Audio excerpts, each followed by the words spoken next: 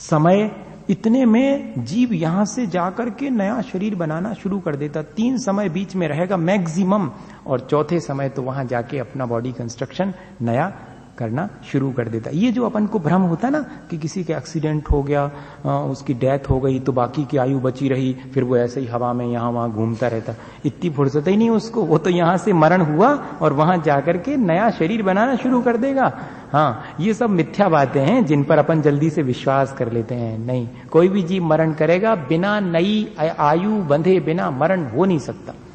नई आयु बंध जाएगी और उस नई आयु को बांध करके जाएगा जहां उसे जाना है और वहां अपना नया शरीर बनाएगा।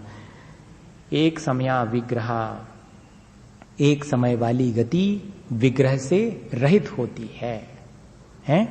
एक समया विग्रह, एक समय वाली गति होगी तो विग्रह से रहित होगी, अर्थात सीधी गति होगी। ऋजु गति एक समय की होती है, मोड़े वाली गति में 2 समय 3 समय और चौथे समय में जाकर के जीव उत्पन्न हो जाएगा। एकम 2 3 वा अनाहार कहा, विग्रह गति में 1 समय 2 समय और 3 समय तक जीव अनाहारक रहता है, अर्थात अपने इस मोर्टल बॉडी, अपने इस भौतिक शरीर के लिए कोई भी वर्गणाएं ग्रहण नहीं करता, आहार इत्यादि ग्रहण नहीं करता, इसलिए उसको अनाहारक कहते हैं। वो 1 समय 2 समय मैक्सिमम 3 समय, चौथे समय तो आहार ग्रहण करेगा। आहार का मतलब ऐसा नहीं समझना कि दाल रोटी खा रहे हो, हाँ, नहीं तो आप उसको आहार समझो। आहार का मतलब अपने शरीर को बनाने के लिए और वो वातावरण से जो भी ग्रहण करता है वो सब आहार कहलाता है। इस तरह से ये आहारक कहलाने लगता है। इतनी चर्चा जो है दे दी ट्रांसमाइग्रेशन के बारे में। कितने सूत्र हो गए? 6 सूत्रों में ये बता दिया कि कैसे एक गति से दूसरी गति में जाते हैं। और अब आ गए कि जीव जन्म कैसे लेता है, जीवों के जन्म के बारे में। कितने तरह से जन्म लेता है जीव? सम्मूर्छन गर्भोपपादा जन्म, 3 तरह से संसारी जीवों के जन्म होते हैं। सम्मूर्छन जन्म होता है, या गर्भ जन्म होता है, या कि उपपाद जन्म होता है। अब सम्मूर्छन जन्म किसे कहते हैं? जब बिना किसी माता पिता की मदद के और वातावरण से अपने शरीर के योग सामग्री इकट्ठी करके कोई जीव जन्म लेता है, उस सबको सम्मूर्छन जन्म कहते हैं। आज की भाषा में उसे स्पॉन्टेनियस जनरेशन कहते हैं। विदाउट कपलिंग, बिना किसी संयोग के माता पिता के और वातावरण में ही जो जीव राशि जन्म ले लेती है वो कहलाता है सम्मूर्छन जन्म। गर्भ जन्म किसे कहते हैं? आफ्टर कपलिंग, जब माता पिता के संयोग से जो माँ के पेट में अपन जन्म लेते हैं वो कहलाएगा गर्भ जन्म। उसके भी भेद प्रभेद दिए हैं, इतना सब जानते हैं वो कि कैसे, और इसमें भी भेद प्रभेद देंगे। सम्मूर्छन जन्म तो एक ही प्रकार का होता है, गर्भ जन्म के और भी भेद हैं। उपपाद जन्म ऐसा होता है कि एक स्थान विशेष पर और वहां जाकर के जीव अंतर मुहूर्त के अंदर अपना पूरा शरीर बना करके और युवक होकर के उत्पन्न होता है, वो उपपाद जन्म। बड़ा मैरेकुलस लगेगा ये कि एकदम एक स्थान विशेष है जहां गए और अंतर मुहूर्त में, माने बिफोर 48 मिनट्स, उसके पहले पहले और अपना पूरा बॉडी कंस्ट्रक्ट कर ली, 16 साल की जितनी उम्र का उतना, और वैसा शरीर, और विद ऑर्नामेंटेशन। देवों में विद ऑर्नामेंटेशन और नारकी जीवों में naked, without any ornamentation, without cloth, सब ऐसे वहां पर उत्पन्न हो जाते हैं। ये कहलाता उपपाद जन्म। ये सिर्फ देव और नारकी जीवों के ही होता है। इस तरह 3 प्रकार का जन्म हो गया। सचित शीत संव्रता सेतरा मिश्रा चैकसस्तद्यो नया, ये जो है उनके बर्थ प्लेस, योनि मतलब बर्थ प्लेस, जन्म का स्थान, जहां की जीव जन्म लेता है वो स्थान किस तरह का हो सकता है? 9 तरह का हो सकता है, जिसमें कह रहे हैं कि सचित, जीव से युक्त स्थान पर भी जन्म ले सकता है, शीतल स्थान पर ले सकता है।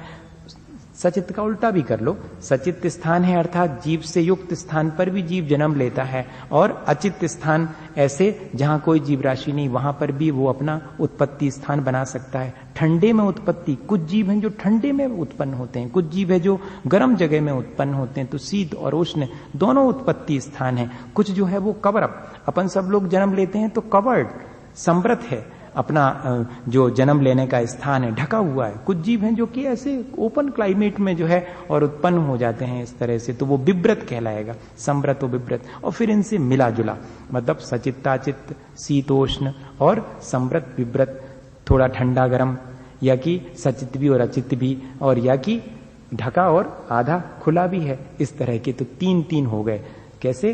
सचित्त, शीत और समव्रत, ये तीन हो गए।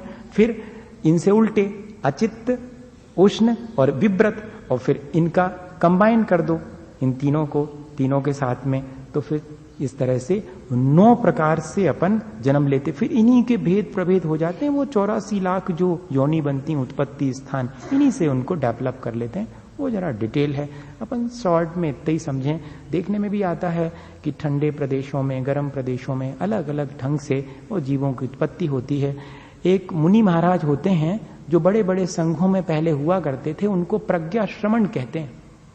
उनकी परिभाषा दी है कि वे जानते हैं कि कहाँ जीवों के उत्पत्ति स्थान हो सकते हैं, सारा संग उन्हीं से पूछ करके लघु शंका और दीर्घ शंका, यहाँ तक कि नाक का मल निकालना है तो उनसे पूछ के जाता है कि कहाँ डालें इसको, नाक के मल को, जहाँ कम से कम जीव राशि हो, वो जानते हैं। इतना सूक्ष्म उनके लिए, माने वो कहना चाहिए जूलॉजिस्ट हैं वो एक तरह से। हाँ, वो इतना नॉलेज उनके भीतर है कि वे जान लेते हैं कि यहाँ उत्पन्न हो सकती है जीव राशि, यहाँ से बचो। अहिंसा के पालन के लिए ये जानना बहुत जरूरी है। इन चीजों को जान करके हम अपने जीवन में अहिंसा का पालन करें। अगर हमें जीवों की उत्पत्ति स्थान नहीं मालूम होंगे तो हम तो उनको डिस्ट्रॉय कर देंगे और अपन अज्ञानता में और व्यर्थ में पाप कमा लेंगे। तो ये सब जानना इसलिए भी आवश्यक है ताकि हमारे भीतर इनसे बचने का भाव आ सके।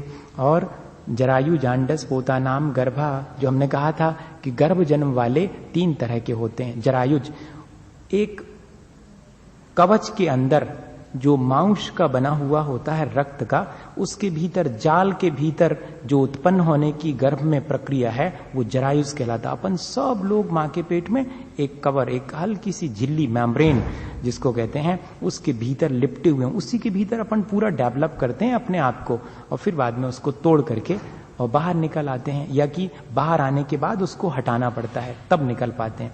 और जांडस, जरायुज, अंडज एक बहुत हार्ड जो है कवर होता अपने ऊपर, जैसे कि नेल होता है, उसी तरह का, उसको बोलते हैं अपन एग, अंडा।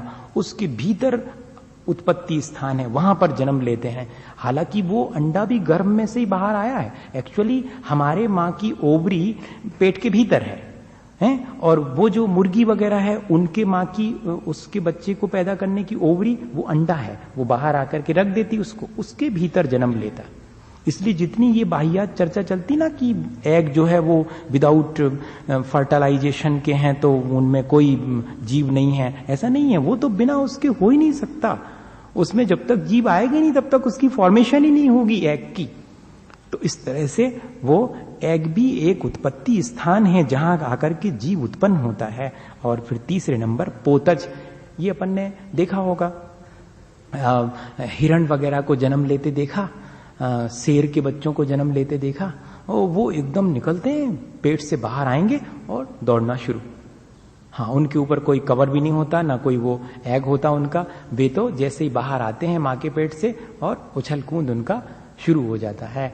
वो कहलाते हैं पोतज जन्म वाले। इस तरह से तीनों गर्भ जन्म वाले जीव हैं, इनके भेद प्रभेद हैं। देव नार का नाम उपपादा, अपन पहले ही कह चुके कि देव और नार के जीव सिर्फ उपपाद जन्म वाले ही होते हैं। शेषानाम सम्मूर्छनम, सम्मूर्छन जीवों का बहुत बड़ा क्षेत्र है। बाकी सब जीव जो उपपाद जन्म वाले उनको छोड़ दो, जो गर्भ जन्म वाले उनको छोड़ दो, बाकी जितने बचे सब सम्मूर्छन है, स्पॉन्टेनियस जनरेशन है। एक इंद्री से लेकर के असंगी पंचेंद्री तक तो सब सम्मूर्छन ही जन्म वाले हैं। इतना सम्मूर्छन जीवों का एरिया है, उन्हीं का तो सबसे ज्यादा घात होता है। और उसको उतनी हिंसा नहीं मानते जितनी कि गर्भ जन्म वाले को आपने घात कर दिया। संगी पंचेंद्री का घात करना इसलिए ज्यादा क्योंकि उसने कितना डेवलप कर लिया अपने आप को और फिर आपने उसको किल कर दिया, तो वो बहुत ज्यादा हिंसा का काम है। इस तरह से इसको जानने से अपन हिंसा और अहिंसा का विवेक कर सकते हैं भैया। अब रह गया कि हमारे अपने लिए जो शरीर मिलते हैं, देखो कितना डिटेल्ड हो गया।